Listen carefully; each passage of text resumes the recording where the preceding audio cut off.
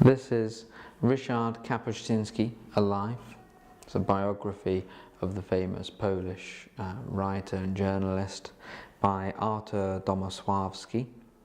It's an excellent book, very thoroughly researched, controversial too, because it revealed a lot of things that people generally didn't know or generally didn't care to know about Kapuscinski. There had been accusations during his life that he had exaggerated certain elements of his own life story and of the people he met and the things that he did, and Domoslawski goes to great lengths to trace the credibility of these tales. In some cases he finds that they were embellishments, in others basically lies. Kapuscinski obviously was a very complicated character.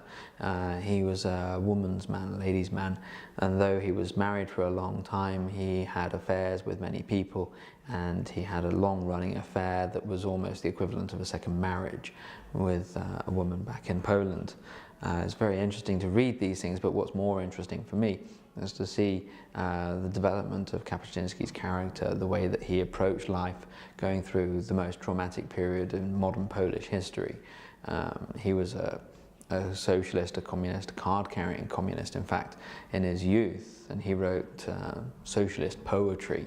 He was very fond of that side of things, but his allegiance began to waver marginally, more and more as time progressed, and then after Poland regained its independence from the Soviet Union with the fall of the wall and Solidarność and the intervention of Pope John Paul II, that whole period of history, he had to distance himself as much as possible from that communist background.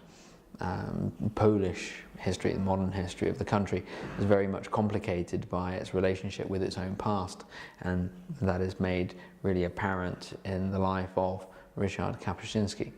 So if you're interested in travel writing, read this. If you're interested in biography, read this. If you're at all interested in the history of Poland, the history of the world, if you're interested in anything, read this. It's very well put together.